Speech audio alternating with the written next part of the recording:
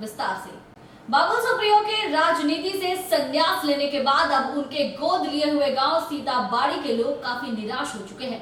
लोगों ने उनके इस्तीफे की खबर सुनने के बाद अपना सिर मुड़वाकर दुख जाहिर किया। बाबुल सुप्रियो के गोद लिए हुए गांव सीताबाड़ी के लोग बाबुल सुप्रियो द्वारा राजनीति से संन्यास लेने और सांसद पद से इस्तीफा देने की बात सामने आने के बाद काफी निराश नजर आ रहे हैं। ग्रामवासी अपना सिर मुड़वाकर दुख जाहिर कर रहे हैं। गांव के लोगों का कहना है कि बाबुल सुप्रियो के सांसद रहने के दौरान कुछ सोलर लाइट, रास्ता और सब मार्शल पंप बैठाए गए थे। इसके अलावा कुछ खास तरक्की गांव में नहीं हुई, लेकिन उनके राजनीति से संन्यास लेने के बाद अब ये भी संभव नहीं हो पाएगा।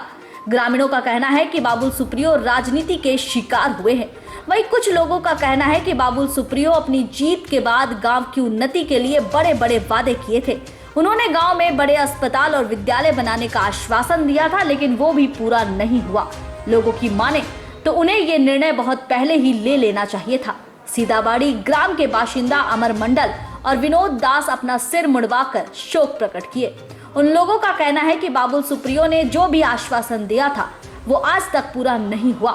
सांसद रहते हुए बाबुल सुप्रियो ने सीताबाड़ी गांव को गोद लिया था, लेकिन अब उन्होंने इस गांव को एक बार फिर से अनाथ कर दिया है।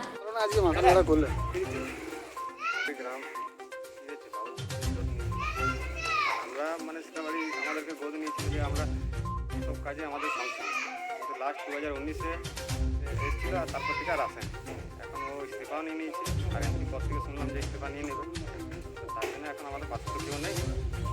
তার জন্য আর সাধারণত মানুষকে দেখতে পাওয়া যায় যখন বাবা মা মারা যায় বা পরিবারের কোনো সদস্য মারা যায় তখনই মাথা নাড়া। ও আমাদেরকে যখন গোদ নিয়েছিল তো সেই হিসাবে ছেলে হিসাবে গোদ নিয়েছিল।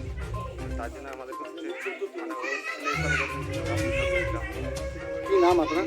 আমার নাম বিরাজ দাস। কারণে মাথা নাড়া করলেন আছে? আমরা কী কারণে মাথা নেড়া করলাম? আমরা মাথা নেড়া করলাম এই যে বাবুল সুপ্রিয় যে আমাদের সীতাবাড়ি গ্রামকে আদর্শ গ্রাম গোদ নিয়েছিল, সেই কারণে মাথা নেড়া করলাম। এখন তো ধরুন ও কিছুদিন আগে শুনলাম মন্ত্রী থেকে ইস্তফা দিয়ে দিয়েছে, তারপর শোনা যাচ্ছে যে এমপি থেকেও ইস্তফা দেবে। এখন আমরা যাবো কাকে? যে আমরা তো সব অনাথা হয়ে গেলাম, ঠিক আছে, কাজের বিভাগে যেটা যেটা বলেছিল মাঝ রাস্তায় এসে আমাদেরকে ওই জন্যে মানে দুঃখতে মাথা নাড়ালাম। এটা সাধারণত দেখা যায় বাবা মা মারা গেলেই মানুষ মাথা নাড়ায়। না না, সেই প্রকারে ধরুন যদি মানেন তো যদি মা বাবা তো জন্ম দিয়ে কর্ম তো অন্য লোক করে, তো ভেবেছিলাম ও কর্ম ভালো কিছু একটা আমাদের জন্য করবে। পাবলিক সীতাবাড়ি আদর্শ গ্রাম হিসাবে যে এসে নিয়েছিল, এই জন্য এখন দুঃখিত আমরা যে সীতাবাড়ি গ্রামবাসীরা কী করবো। এবার ধরুন বিধানদার কাছে যেতে হবে। কী নাম আপনার? আমার মনে গ্রাম নিয়ে আমরা ভেবেছিলাম যে আমাদের গ্রামে বাথরুম হবে, তারপর ঘর হবে, তারপর ডাক্তারি ব্যবস্থা হবে কিছু। এখানে তো সেরকম ব্যবস্থা নেই, অনেক দূর যেতে হয় হসপিটালের জন্য।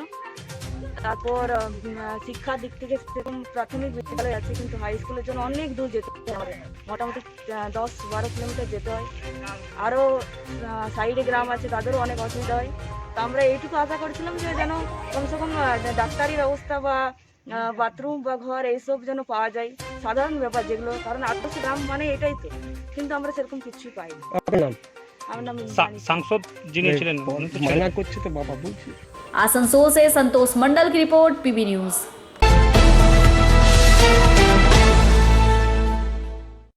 विगत 29 जुलाई बांकुड़ा के सिमलापाल और पुकुरिया स्वास्थ्य केंद्र की महिला कर्मचारी काम समाप्त कर वापस घर लौट रही थी।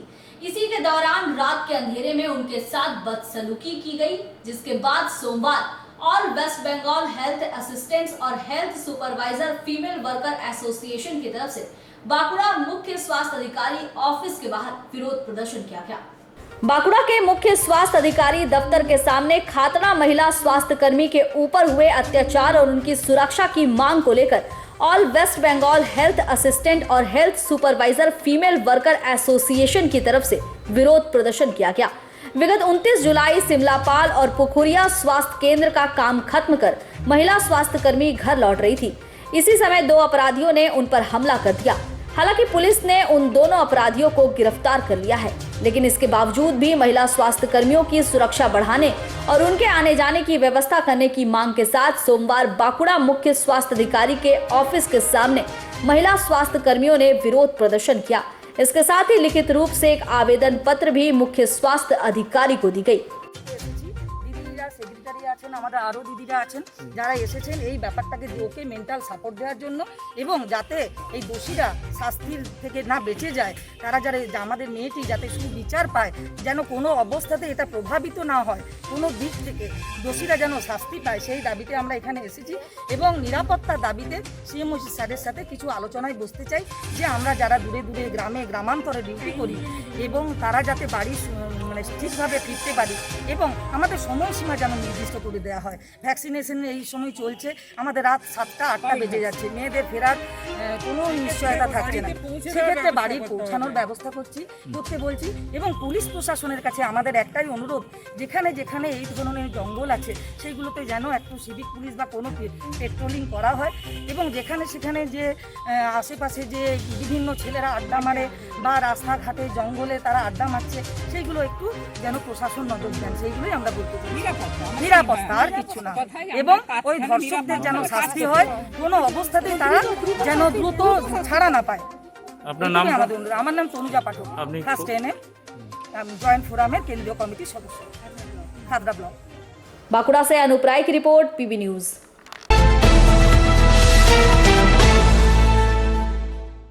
बांकुड़ा के सोनामुखी ब्लॉक का आदिवासी इलाका विगत शुक्रवार और गुरुवार लगातार हुई जोरदार बारिश की वजह से क्षतिग्रस्त हो गया था।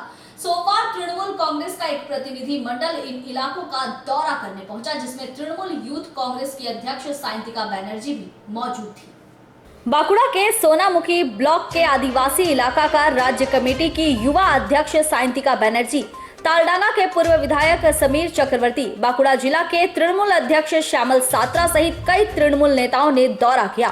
गुरुवार रात से लेकर शुक्रवार रात तक यानी पूरे 24 घंटे राज्य में हुई जोरदार बारिश की वजह से बांकुड़ा जिले के कई इलाकों को भारी नुकसान हुआ है। इसमें सोनामुखी ब्लॉक भी शामिल है। सोमवार दोपहर सोनामुखी ब्लॉक के क्षतिग्रस्त आदिवासी इलाके का तृणमूल नेताओं ने जायजा लिया। इस दौरान उन लोगों ने पीड़ित लोगों के साथ बातचीत भी की।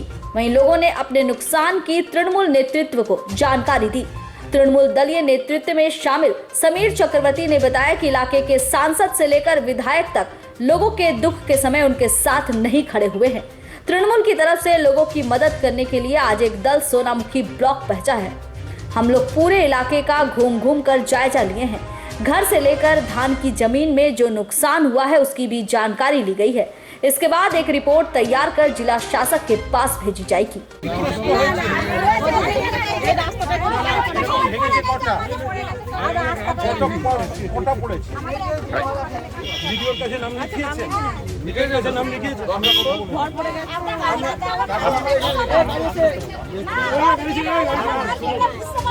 ঠিক আছে, রাস্তাটা এটা প্রধানকে পাঠাচ্ছে।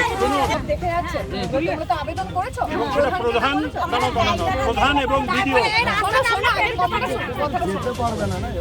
আমাদের ওই দিকটা দিয়ে একটু দেখে আসবে। এই জায়গায় সব ডুবে গেছে, আমরা দেখে নিয়েছি, এগুলো সব ডুবে গিয়েছিল।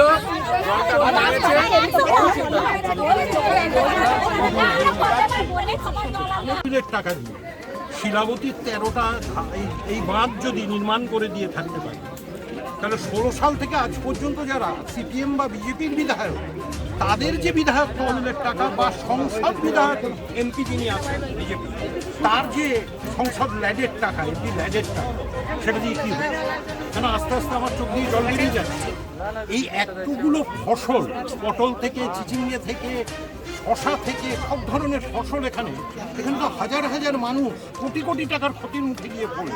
আমরা সমস্ত রিপোর্টটা ফিরে গিয়ে মুখ্যমন্ত্রীকে জানাবো এবং এসডিও সাহেব, বিডিও সাহেব যারা আছেন তাদেরকে আমরা বলছি এক্ষুনি ব্যবস্থা গ্রহণ করতে, দ্রুতকালীন তৎপরতা, এবং ডিএমের কাছেও সায়েন্টিফিক সন্ধ্যেবেলা গোটা ব্যাপারটা রিপোর্ট। দাদা, এলাকার বিজেপি বিধায়ক এলাকায় এসেছিলেন, বলছিলেন তিনি কাজ করতে দেওয়া হচ্ছে না, কাজ করতে পারছেন না তিনি।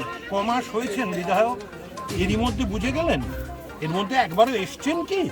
2রা মে ফল ঘোষণা হয়েছে, তারপরে তো এই প্রথম পদার্পণ। তার আগে আমি এলাকার মানুষকে জিজ্ঞেস করছি, ভোট নিয়ে চলে যাওয়ার পর আর দেখতে পেয়েছিলেন? দেখতে পেয়েছিলেন? এলাকার মানুষ সুরাহা পাবে? এলাকার মানুষ নিশ্চয়ই সুরাহা পাবে। তার কারণ সুরাহাটা যিনি দেবেন তার নাম মাননীয় মুখ্যমন্ত্রী মমতা বন্দ্যোপাধ্যায়। এবং এদের কাছে খালি আমার অনুরোধ যে সিপিএমও 5 বছর বিধায়ক তহবিলের টাকা নিয়ে তারা কোনো কাজ করেননি, সাংসদ বিজেপি তিনি এমপি ল্যাডের টাকা নিয়ে কোনো কাজ করেননি, এবং সিপিএমের যিনি সদ্য বিধায়ক হয়েছেন তারও এমএলএ ল্যাডের টাকা দিয়ে কী কী কাজ হচ্ছে আগে এলাকার মানুষকে তার ক্ষতি হবে। बांकुड़ा से अनूप राय की रिपोर्ट, PB news. Corporate social responsibility के तहत मंगलपुर के मानभूम इस्पात प्राइवेट लिमिटेड की ओर से महिलाओं को 25 सिलाई मशीन दी गई।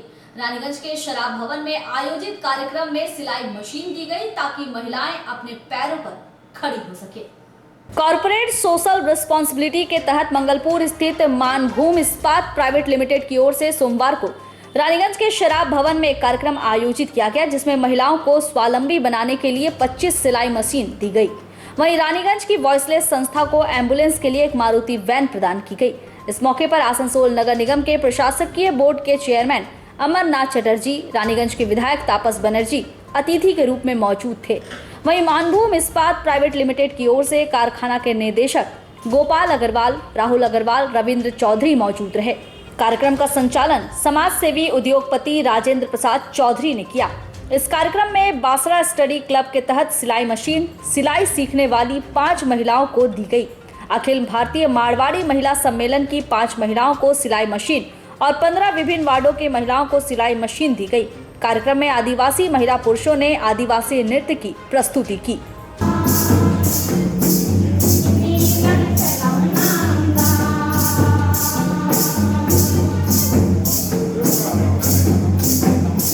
जो बोल नहीं सकते हैं, जैसे कुत्ते हैं, डॉग्स है, बंदर है, बिल्लियाँ हैं, इन लोगों को ये लोग मुफ्त में खाना खिलाते हैं। जैसे कोरोना टाइम में तो क्या था, डेली लोग 300 से लेकर के 400 कुत्ते बिल्ली बंदरों को खाना खिलाते थे। एवं अभी क्योंकि कोरोना काल कुछ कमती हो गया है, तो अभी भी ये लोग डेली 80-90 कुत्ते और इन लोगों को खाना रात को खिलाते हैं अपनी तरफ से। और इन लोगों को डोनेशन यहाँ की जो जनता है या जो दान करता है उनके द्वारा इन लोगों को मिल जाता है। ये लोग गायों की भी हिफाजत करते हैं। इन लोगों को एक गाड़ी की बहुत ज़रूरत थी, तो एक गाड़ी की व्यवस्था 25 ठो सिलाई मशीन आज देने जा रहे हैं। इन 25 सिलाई मशीनों में 5 सिलाई मशीन तो Bansra schedule caste and tribes club है, उनकी महिलाओं को हम लोग देंगे। एवं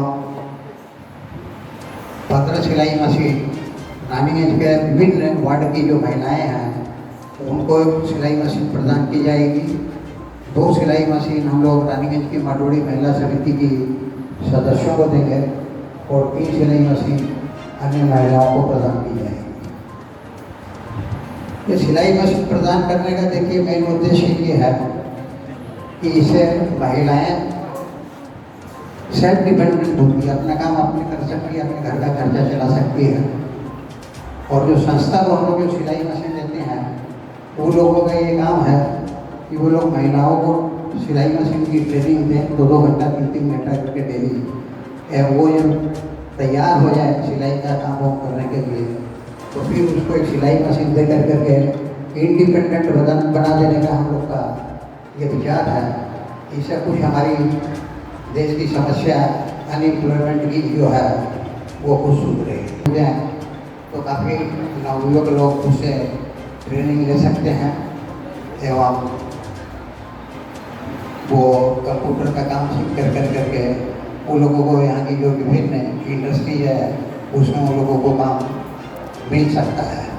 इसी टाइप की छोटी छोटी ये अगर प्रोजेक्ट लिया जाए सब इंडस्ट्रियों के द्वारा, तो मैं समझता हूँ कि हम यहाँ की जनता के लिए कुछ कर पाएंगे। माननीय विधायक का मैं अभिनंदन करता हूँ और इस मंच पर मैं बोलता हूँ कि इनका जो आज होगा सामान का उसका संचालन करें और अपने हाथों से मशीन का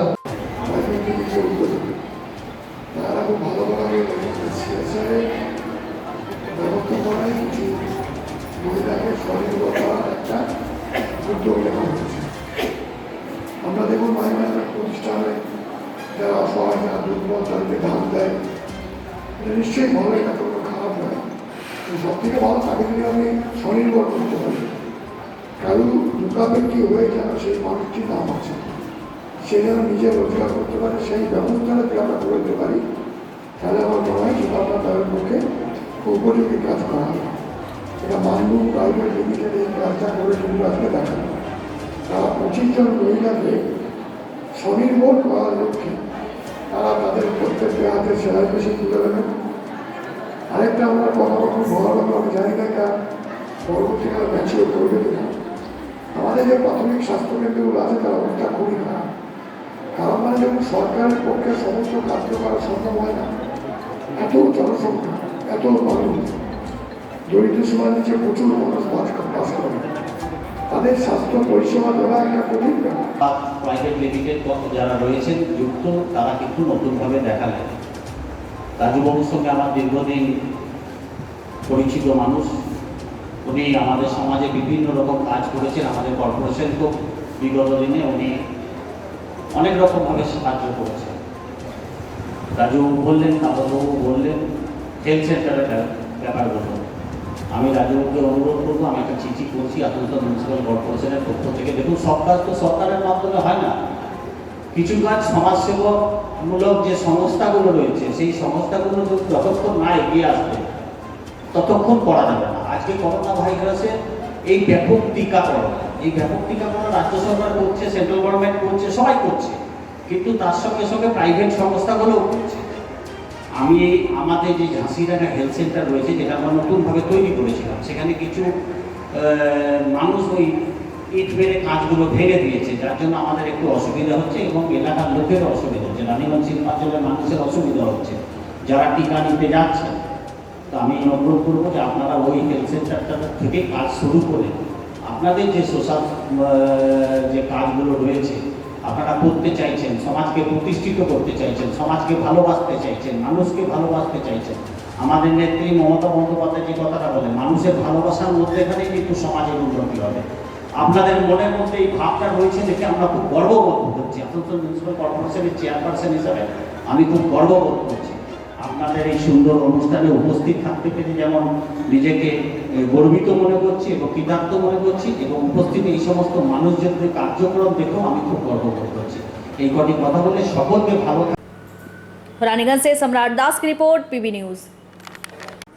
बकाया वेतन की मांग पर प्रदर्शन कर रहे दुर्गापुर के काकसा स्थित एक बेसरकारी कारखाने के श्रमिकों पर जमकर लाठी बरसाई गई। ये लाठी कारखाना के सुरक्षा कर्मियों की तरफ से बरसाई गई थी। हालांकि पिटाई के बाद श्रमिक शांत होने के बजाय और ज्यादा उग्र रूप धारण करते हुए प्रदर्शन करना शुरू किए। पुलिस की तरफ से शांत करवाने की भरपूर कोशिश की गई।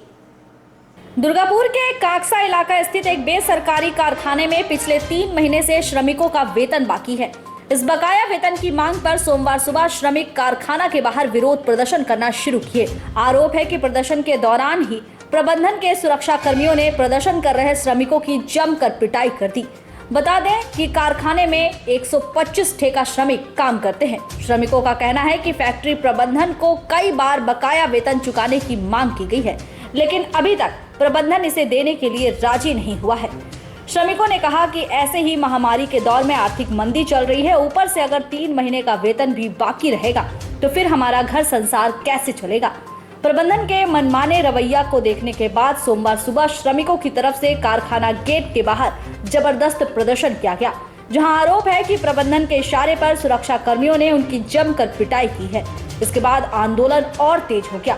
स्थिति बेकाबू होता देख पुलिस को बुलाया गया। हालांकि पुलिस के पहुंचने के बावजूद भी श्रमिकों का प्रदर्शन नहीं रुका।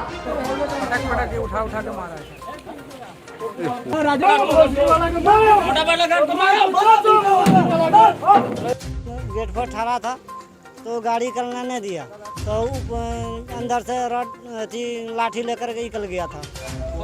उसमें यही बोल रहा है कि 3 महीना का आदमी का परमिट है तो कर दो, न जरूरत थी तो टान कर भीतर का मारने लगा। तब हम लोग एकदम गेट पर खड़ा हो गए हैं, जाम हो गए हैं। सिक्योरिटी क्या बताए? सिक्योरिटी की कुछ नहीं बोल रहा है। सिक्योरिटी खाली बोल रहा है कि हाँ जाओ 2 महीना 3 महीना देंगे होता है सर 3 दिन से भूखा है सर, दुकान में सामान नहीं दे रहा है सर 3 दिन से। आज कर बोल रहा है सर, राशन को बंद कर दिया है। हम लोग का कहाँ जाएंगे, गरीब का है, माँ बाप का छोड़ के आते हैं सर। हमारा नाम है रोहित कुमार रमानी। हाँ नहीं 3 মাস থেকে পয়সা দেয় নাই, খাবার টাকা দেয় নাই, অ্যাডভান্সও দিচ্ছে না, তো তার জন্য এই ঝামেলাটা হচ্ছে। বলছে যে কাল করে দিনগুলো সব পার করে দিচ্ছে। আজকে আবার গেটে আমরা আটকিয়েছি, গাড়িগুলোকে ঢুকতে দিচ্ছিলাম না, তো আমাকে ধরে মারছিল আবার। গার্ডটা একটা গার্ড আছে ঘাড়ে ধরেছিল, হাতে করে গেটের সামনে দাঁড়িয়েছিলাম, তাই জন্য মারলো মনে হয়। পয়সা দেয় না 3 মাসে। মঙ্গল টুটু 2 মাস ধরে কাজ চলছে আমাদের, কোনো পেমেন্ট নেই, কিছু নেই। আজ 3 মাসে রানিং চলছে, এখনো পেমেন্টের কোনো গল্প নেই। আজ 10-15 দিন ধরে শুধু বলছে পেমেন্ট দেবো, আজ দেবো, কাল দেবো, শুধু ডেটই দিচ্ছে, পয়সা কিছু দিচ্ছে না। এবার আমাদের সব আকাল পড়ে গেছে, হাতে পেমেন্ট পাচ্ছি না বলে পয়সা কোথায় পাবো, কি নিয়ে আমাদের সংসার চলবে? তো এই নিয়ে আমাদের হাতটা। হ্যাঁ আজকে প্রতিবাদ করতে এসেছি, গেটে দাঁড়িয়েছি, তো সিকিউরিটি আবার মারধর করতে লাগছে। একটা ছেলেকে টেনে ঢুকিয়ে মেরেছে, এবার তুলে কাছাড়েছে এই ছেলেটা। হ্যাঁ তুলে মেরেছে। আমার নাম হচ্ছে সূর্য সরেন। दुर्गापुर से निमाई दास की रिपोर्ट, पीबी न्यूज।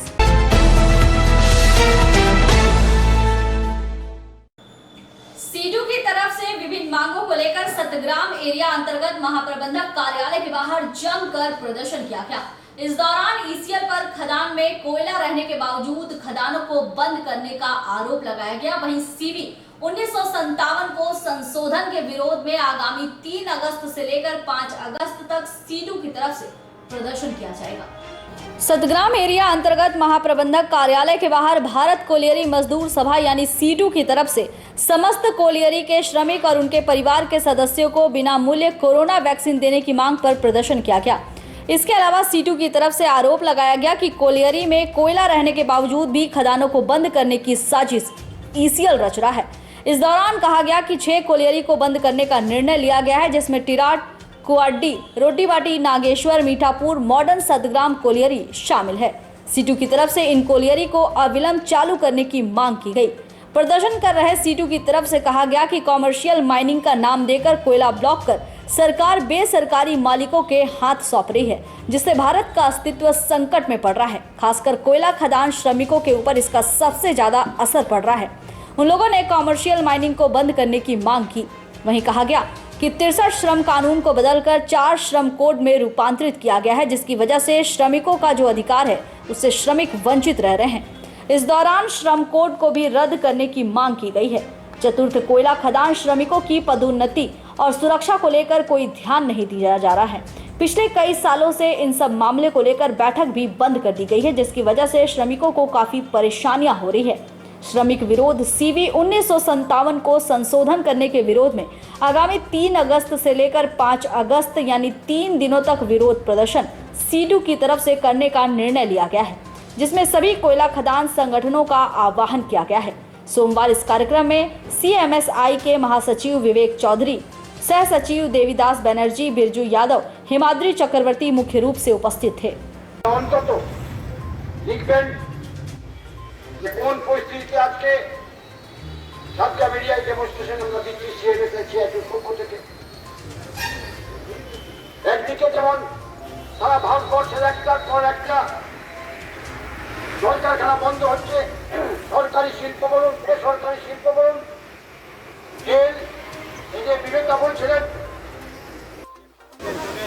সভা সিআইটি এর পক্ষ থেকে, সাতগ্রাম এরিয়া কোঅর্ডিনেশন কমিটির পক্ষ থেকে আমরা জেনারেল ম্যানেজারের সামনে আজকে বিক্ষোভ প্রদর্শন আমরা উপস্থিত হয়েছি। আমাদের দাবি যে অতি অবিলম্বে শ্রমিকদের, কয়লা খনি শ্রমিকদের 11 নম্বর বেতন বোর্ড তৈরি করা হোক। এতে কোনো টালবাহানা চলবে না।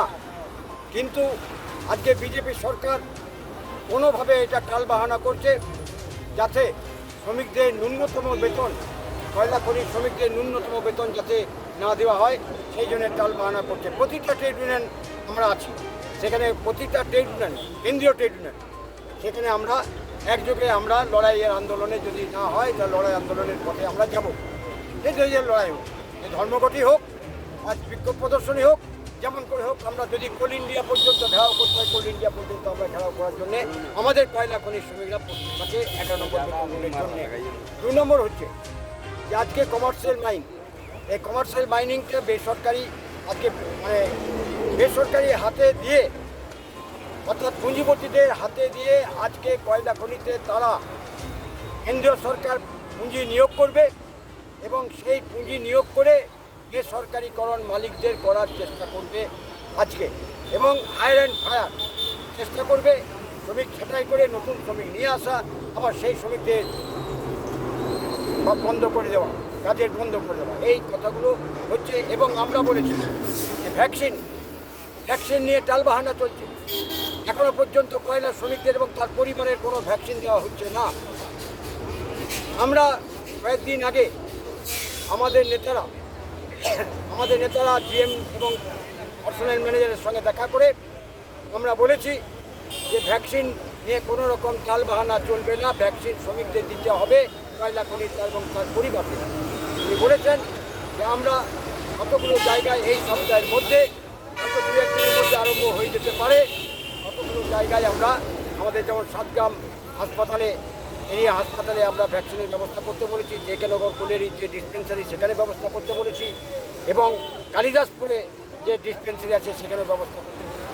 এগুলো বিভিন্ন দাবি নিয়ে আমাদের আন্দোলন, এবং 3, 4, 5 সর্বভারতীয় ক্ষেত্রে প্রতিটা কোলেরিতে আমাদের বিক্ষোভ প্রদর্শন হবে।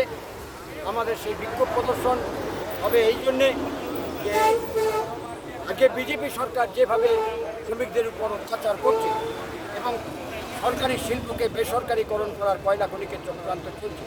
এদিকে ডিপিএল দেখুন না, এই ডিপিএলকে বন্ধ করার চেষ্টা চলছে। এই ডিপিএলের যে বিদ্যুৎ সরবরাহ করা হয় সারা দুর্গাপুর এলাকা তথা অন্যান্য অঞ্চলে, সেই ডিপিএলকে রাজ্য সরকার বন্ধ করার একটা চক্রান্ত, জমিটা বিক্রি করে দেওয়ার চেষ্টা করছে। এইভাবে সমস্ত আমরা যেমন রাজ্য সরকারের কিছু নীতি তার বিরোধিতা করছি, এবং আমরা চাই রাজ্য সরকার এগুলো চেষ্টা করুক যাতে ডিপিএল বন্ধ না করা না হোক। আমার পরিচয় হয়েছে দেবীদাস ব্যানার্জি, ভারতের কোরিয়ারি। रानीगंज से सम्राट दास की रिपोर्ट, पीबी न्यूज।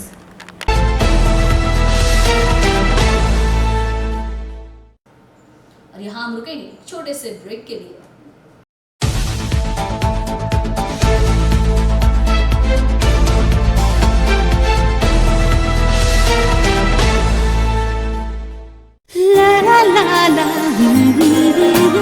রান্নাঘরের আমি রানী, আসল গুঁড়ো মশলাটা জানি, স্বাদে সুস্বাদু অল্প একটুতেই রান্নায় জাদু, সুগন্ধ সুরুচির বাহারে মনপসন্দ আহারে। মনপসন্দ গোটা ও গুঁড়ো মশলা ঠিক মনে। অ্যাগ্রো ফ্রেশ স্বাদের পাশাপাশি আপনার স্বাস্থ্যের পুষ্টিগুণে সমৃদ্ধ। অ্যাগ্রো ফ্রেশ আটা, ময়দা, সুজি, बेसन, ছাতু ও ডালিয়া। Agro Fresh pure fresh and natural.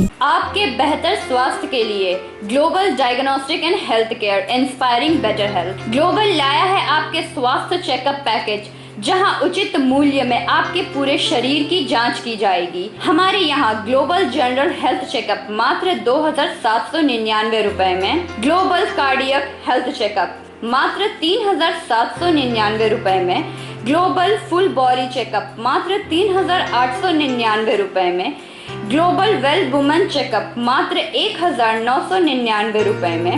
We provide super speciality clinic, CT scan, 16 slice, digital X-ray, colour Doppler echo, USG, mammography, ECG, TMT, Holter monitoring, ECG, NCV, pathologic microbiology, histopathology, PFT, uroflowmetry, health checkup packages, pharmacy.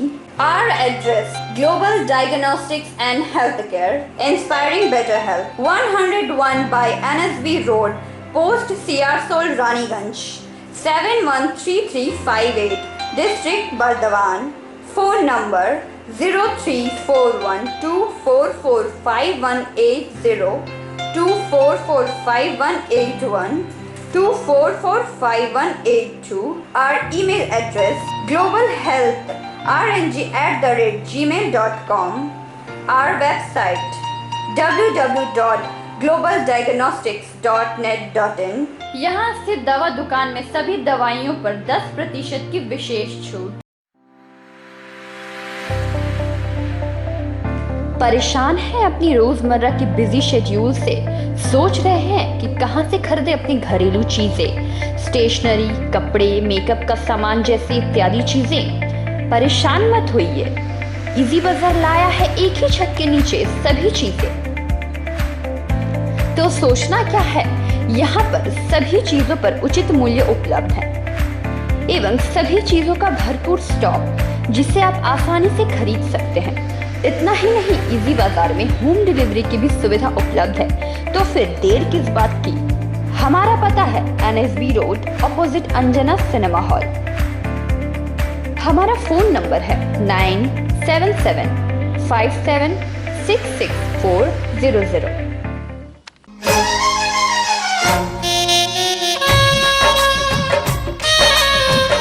আসছে পুজো, আসছে খুশির লহর, তা কি পরবেন নিয়ে মাথায় চিন্তার ভাঁজ।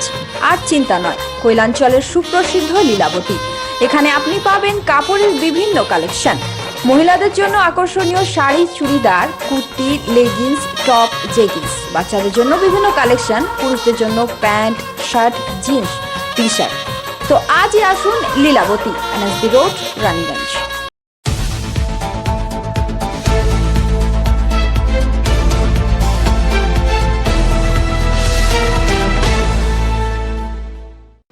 ब्रेक के बाद आप सभी दर्शकों का स्वागत है। मैं हूं प्रियंका और आप देख रहे हैं PV न्यूज। चलिए बढ़ते हैं खबरों की ओर। सोमवार कुल्टी में लाइट साउंड जनरेटर कल्याण समिति का गठन अड्डा के उपाध्यक्ष उज्जवल चैटर्जी के नेतृत्व में नियामतपुर संतोष भवन में हुआ, जहां कुल्टी क्षेत्र के सभी लाइट साउंड जनरेटर के कर्मी एवं मालिकगण उपस्थित रहे।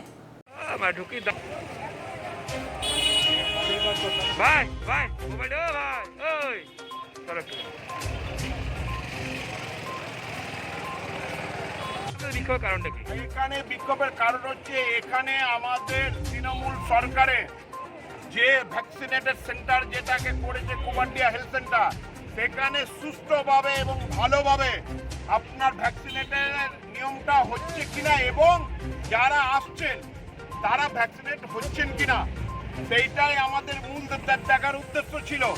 আমরা এখানে এসে যারা ভারপ্রাপ্ত আছেন ওদেরকে আমি ভালো করে বুঝিয়ে গেলাম, কারণ সর্বপ্রথম লোকের লোক যারা আছে, এখানকার স্থানীয় যারা আছে, আপনি তাদেরকে অগ্রাধিকার দেবেন, কারণ তারা তার অন্য কোনো জায়গায় যেতে পারবে না। কেউ যদি গৌরাঙ্গি থেকে আসে, কেউ যদি আরো দূর থেকে আসে, তবে লোকের লোকরা বঞ্চিত হচ্ছে। 100 করে ভ্যাকসিনেটেড আছে ডেলি, এখন 100 ভ্যাকসিনেটেড যদি বাইরের লোকে চলে যেতে পারে, লোকাল যারা আছে ওদের হবে না। সেই জন্যই বললাম, মানে সমতাটা সামঞ্জস্য রেখে আপনি এটাকে করুন। তাহলে কি ভ্যাকসিনেশনের কোথাও কারচুপি হচ্ছে বলে মনে করছেন? ভ্যাকসিনেটের মধ্যে কারচুপি হচ্ছে, এইবারে সেটা আপনার ধরুন সিওএমই যিনি আছেন অশ্বিনী কুমার মাঝি আসানসোলের এবং আসানসোল কর্পোরেশনের যিনি মেডিকেল অফিসার আছেন তারা বলতে পারবেন। কয়েকদিন আগে বিজেপিও দেখলাম এই ইস্যু নিয়ে এখানেই বিক্ষোভ করেছিল, তো তাদের দাবিও ছিল এখানে। এই ব্যাপারটা কিভাবে দেখছেন আপনি? হ্যাঁ, এটাকে দেখছি যে আমরা এটাকে যাতে সুষ্ঠুভাবে পরিচালনা করা হয় সেই জন্য আমরা এসেছি এবং এটাকে আমরা সহযোগিতা করতে ওদেরকে এসেছি, যাতে ভালোভাবে যেন পাবলিক ভ্যাকসিনেটেডটা হয়। আমার সরকার যেন কোনো মতে কোনো দিকে যেন জনসাধারণের কাছে বদনাম না হয়, আমরা জনসাধারণের সেবা করার জন্য সবসময় আছি। संतोष मंडल की report, PV news.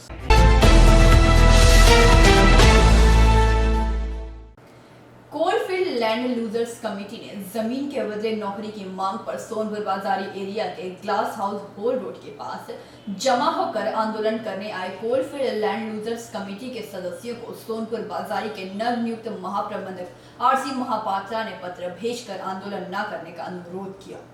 Coalfield land losers committee ने जमीन के बदले नौकरी की मांग पर सोनपुर बाजारी एरिया के ग्लास हाउस होल्ड रोड के पास जमा होकर आंदोलन करने आए कोलफील्ड लैंड लूजर्स कमेटी के सदस्यों को सोनपुर बाजारी के नवनियुक्त महाप्रबंधक आरसी महापात्रा ने पत्र भेजकर आंदोलन न करने का अनुरोध किया और कार्यालय में आकर बैठकर सभी मुद्दों पर बातचीत करने का न्योता दिया। उसके बाद लैंड लूजर्स कमेटी सदस्य महाप्रबंधक कार्यालय पर पहुंचकर प्रदर्शन किए और महाप्रबंधक के साथ सभागार में बैठक में हिस्सा लिए। बैठक में नवनियुक्त महाप्रबंधक आरसी महापात्रा ने कोलफील्ड लैंड लूजर्स कमेटी के सदस्यों की पूरी बात सुनने के बाद उन्होंने कमेटी के सदस्यों से कहा कि यह पूरा मामला ईसीएल मुख्यालय का है। अगर सोनपुर बाजारी एरिया का होता तो मैं यहां से कुछ करता, लेकिन इस मामले में ईसीएल मुख्यालय भेज कर बात करूंगा, इसके लिए वक्त लगेगा। लेकिन कोलफील्ड लैंड लूजर्स कमेटी ने 10 दिनों का समय दिया है, नहीं तो पूरा प्रोजेक्ट का कामकाज ठप कर आंदोलन करने की बात कही है। इस संबंध में कोलफील्ड लैंड लूजर्स कमेटी के अध्यक्ष सचिरदन चक्रवर्ती, सचिव विभाष घोष ने बताया कि यह मामला 1942-83 का है। उस समय 1 एकड़ जमीन पर ईसीएल नौकरी देती थी, तब पूरे ईसीएल में 450 एकड़ जमीन अधिग्रहण किया गया था। उस हिसाब से 450 नौकरियां होनी थी, जिसमें ईसीएल ने कुछ नौकरियां दी भी, लेकिन 232 नौकरियां देने के ईसीएल ने टाल मटोल करने लगी। उसके बाद coalfield land losers committee Kolkata high court चली गई। वहां भी कोलफील्ड लैंड लूजर्स कमेटी को जीत हासिल हुई और माननीय हाई कोर्ट ने ईसीएल को आदेश दिया है कि बकाया नौकरी ग्रामीणों को दी जाए। लेकिन ईसीएल नौकरी देने के बजाय सुप्रीम कोर्ट चली गई। वहां भी मामला कुछ दिनों तक चला। सुप्रीम कोर्ट ने भी 2014 को राय कोलफील्ड लैंड लूजर्स कमेटी के पक्ष में दी। জমির বিনিময়ে চাকরির দাবিতে 1984 সালে জমি নিয়েছে, এখনো পর্যন্ত চাকরি পাইনি। ঠিক আছে, এবার আমরা চাকরি যদি আমরা না পাই তো আমরা এখানে এজিটেশনের জন্য আমরা এখানে এসেছি, আমরা বন্ধ করব। কতজনের চাকরি আটকে আছে? আমাদের 212 জনের চাকরি আটকে আছে এবং আমরা ডে বাই ডে বলছি আজ দেবো, কাল দেবো, 5 তারিখ দেবো, কিন্তু এখনো পর্যন্ত আমরা পাইনি। আমরা পাইনি বলে আমরা এখানে এজিটেশনে এসেছি আজকে। এই সমস্যাটা হচ্ছে কেন? হ্যাঁ, কি কারণ? সমস্যাটা আমরা জানি না। ঊর্ধ্বতন কর্তৃপক্ষ বলছে যে আজ দেবো, কাল দেবো, আমরা সমস্যাটা কিছু বুঝতে পারছি না, আর আমাদেরকে নাও বলছেন না। ठीक है, आप लोग को बुलाया गया, बहुत बार मीटिंग हुई सीएमडी डीटीपी साथे, उन्हीं बोले ठीक है हम देख रहा है, वन टाइम बेसिस में हम कंसिडर कर देगा। হ্যাঁ, কিন্তু নো রেসপন্স টিল ডেট, আজকের ডেটে। সেই জন্যে আমরা আজকে বিশেষ করে বনটা চাকরির দাবিতে, চাকরি না নিয়ে আমরা উঠবো না। এটা নিয়ে আপনারা কতবার এডিশন করেছেন? এটা নিয়ে আমরা হাঙ্গার স্ট্রাইকে বসেছিলাম হেডকোয়ার্টারে, হ্যাঁ, ওখানে সাততলিয়াতে। তখনও আমাদেরকে একটা চিঠি দিয়েছিলেন যে আমরা ওয়ান টাইম বেসিসে আমরা চাকরিগুলো দিয়ে দেবো, কিন্তু আমাদেরকে এখনো পর্যন্ত দেয়নি। তারপরে আমরা অনেক চিঠি দিয়েছি, হ্যাঁ, আমাদের মন্ত্রী চিঠি দিয়েছে, এমএলএ চিঠি দিয়েছেন, হ্যাঁ, কিন্তু আমরা নো রেসপন্স। এখনো পর্যন্ত কোনো টনক কার্য করছে না কিছু। হ্যাঁ, মানে কোম্পানি কোনো টনক লড়েনি বা কর্ণপাত করেননি। হ্যাঁ, তো আমরা এবারে আমরা বিশেষ করে জমির বিনিময়ে জমি হারিয়েছি, আমরা চাষ হচ্ছে না, আমরা খেতে পাচ্ছি না। আমাদের দেখুন মেয়ে ছেলেরা এসছে, দেখুন মেয়েরা এসছে আমাদের। হ্যাঁ, ও মেয়েরা বলবে যে বাচ্চা আছে দুধ জুটছে না, কি বলবো, খাবার জুটছে না দুবেলা আমাদের। তো তাহলে আমরা এমনিতেই তো মরে আছি, তা আজকে মরবো, যা হবার হবে। এখানে মরাই ভালো। আপনারা কোন পথে হাঁটবেন? না হলে হ্যাঁ, না হলে আপনারা কোন পথে হাঁটবেন? বাস আমরা ওই জন্যই বলছি, আমরা বিশেষ করে আজকে চাকরির দাবিতে আমরা আজকে বন্ধ করছি, করব। আপনার নাম? আমার নাম সচিনাথ চক্রবর্তী, আমি হচ্ছি প্রেসিডেন্ট। पांडवेश्वर से मंथन पासवान की रिपोर्ट, पीवी न्यूज।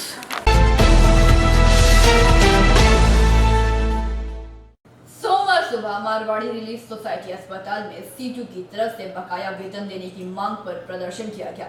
इस दौरान अस्पताल में काम करने वाले कर्मी भी विरोध प्रदर्शन में शामिल हुए। सोमवार सुबह मारवाड़ी रिलीफ सोसाइटी अस्पताल में सीटू की तरफ से बकाया वेतन देने की मांग पर प्रदर्शन किया गया। इस दौरान अस्पताल में काम करने वाले कर्मी भी विरोध प्रदर्शन में शामिल थे।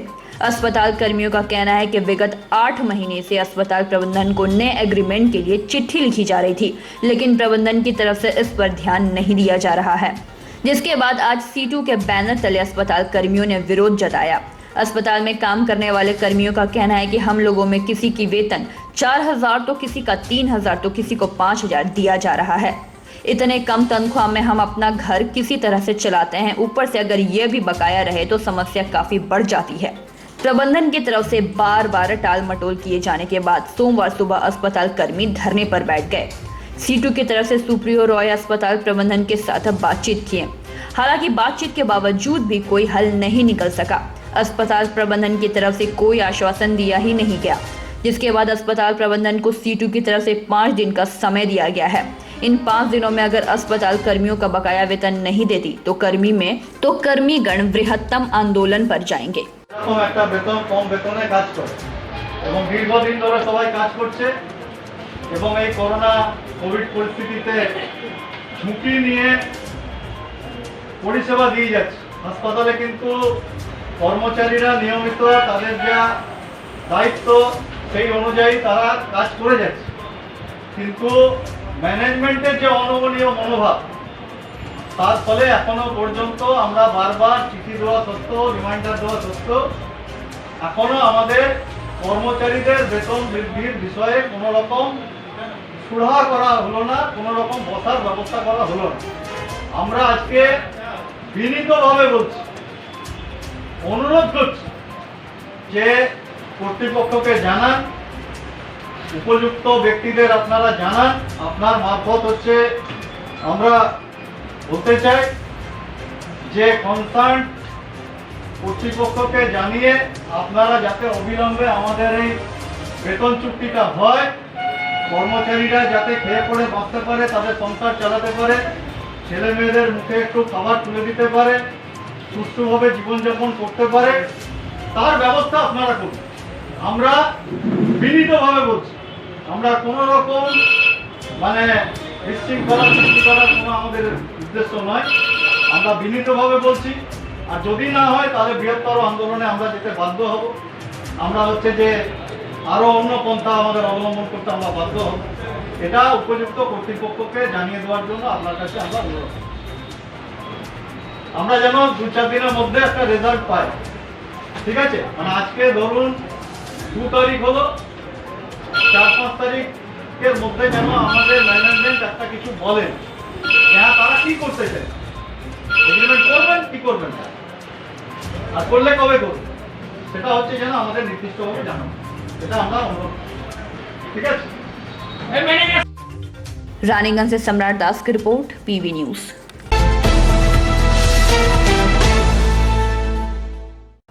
रानीगंज के 34 नंबर वार्ड स्थित पंडित तालाब संलग्न अधिकांश रास्ता कच्चा है, जिसकी वजह से नाली टूट गई है। गुरुवार और शुक्रवार लगातार 24 घंटे हुई बारिश का पानी नालियों से होते हुए घरों में घुस गया, जिसके समाधान के लिए प्रशासक पूर्णशशि राय को स्थानीय ने ज्ञापन भी सौंपा।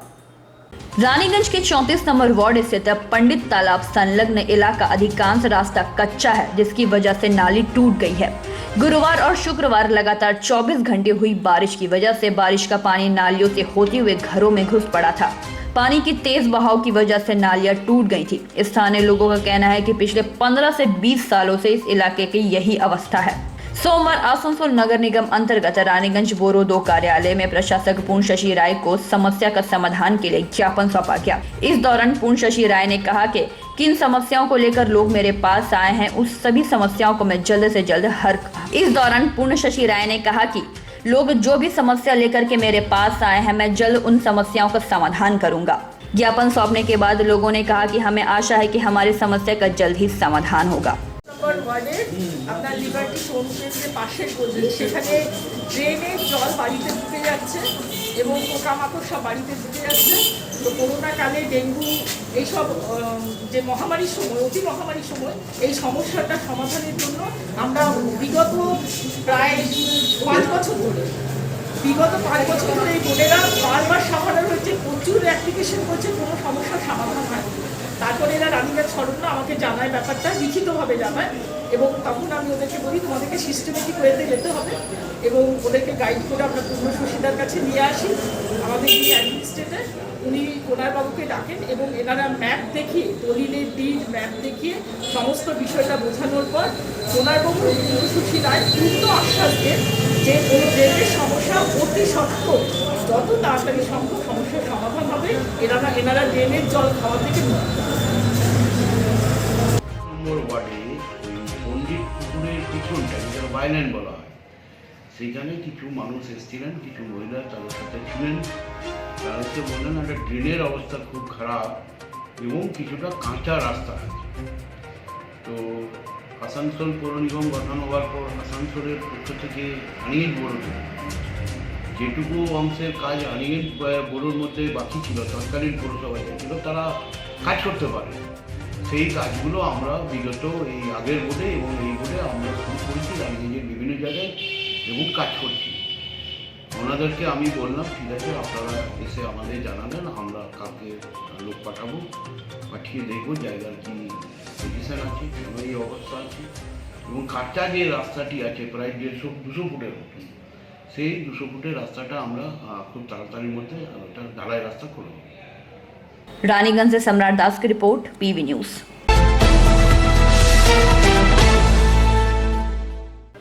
आज की खबरों में बस इतना ही। देखते रहिए पीवी न्यूज। नमस्कार।